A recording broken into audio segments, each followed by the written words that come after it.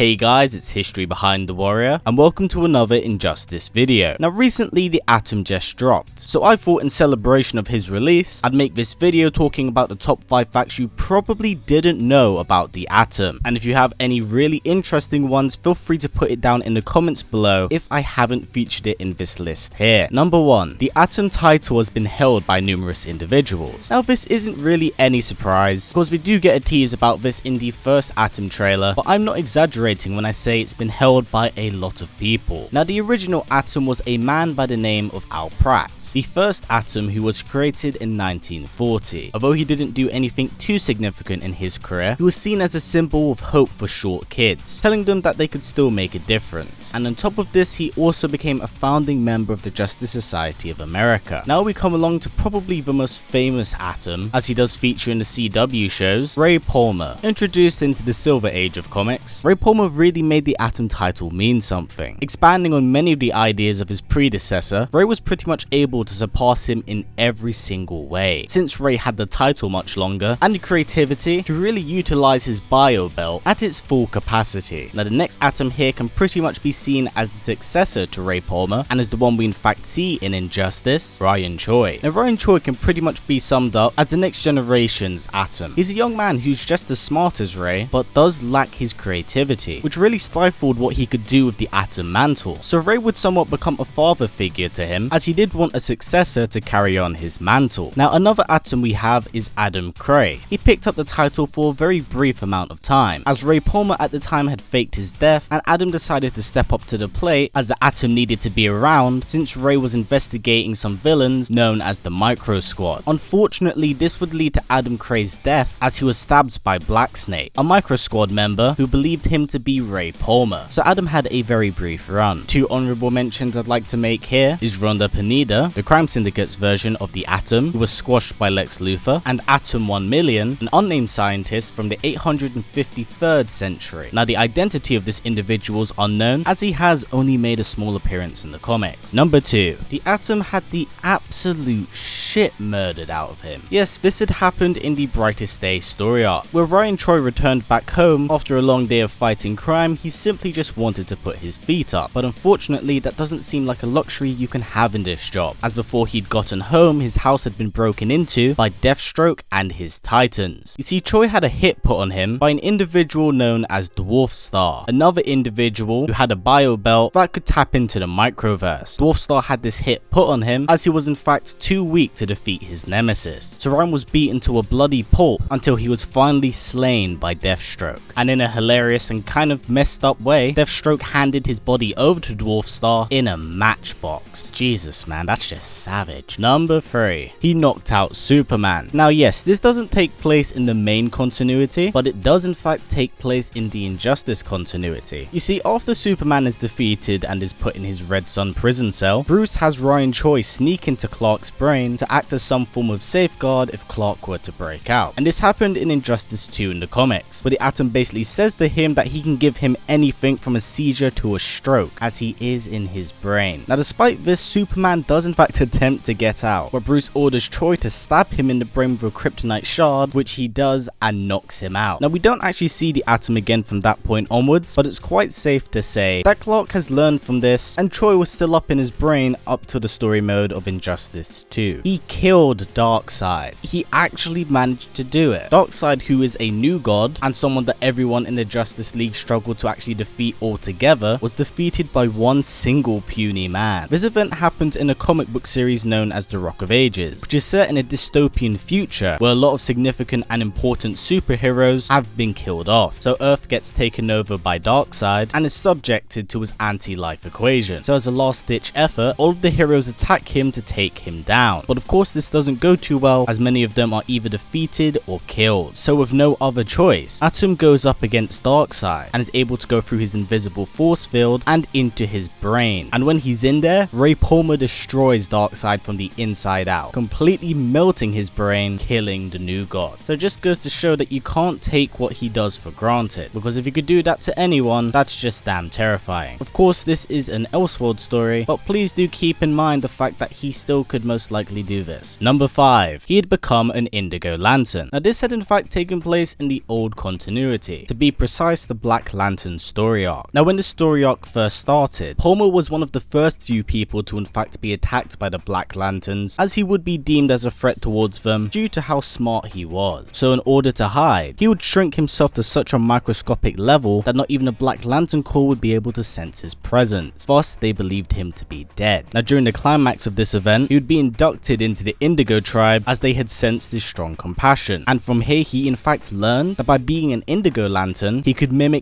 any other Lantern Corps. So when he went face to face with Black Lanterns, he was able to hold his own and kill his ex-wife Jean, who'd also come back as a Black Lantern and was trying to play off the guilt of her death, just to give you an idea of how strong his willpower and compassion is. But yeah, that's kind of it for this video, guys. I hope you've learned more about the Atom, because I most certainly know I have. This character's power level is like stupidly underrated, especially when you take into account how he killed Darkseid in this list. It seems like he might be a little bit overpowered when he's being used by the correct writer. Now what do you guys think about the Atom? Do you like him? And are you currently playing him in Injustice 2? Comment down below. Also, don't forget to leave the most interesting fact about Atom you know down in that comment section too. Now before this video wraps up, guys, if possible, let's try getting it to about 500 likes. It's a great way of supporting this channel, as YouTube's ad system is broken as hell. So by giving it a thumbs up, it helps out a ton. And if you would like to go that extra step, we also have a Patreon set up. Link for that will be down in the description below. Anyway guys, as always, please comment, like, subscribe, and share this video with everyone you know. Please take care, and I'll see you all next time.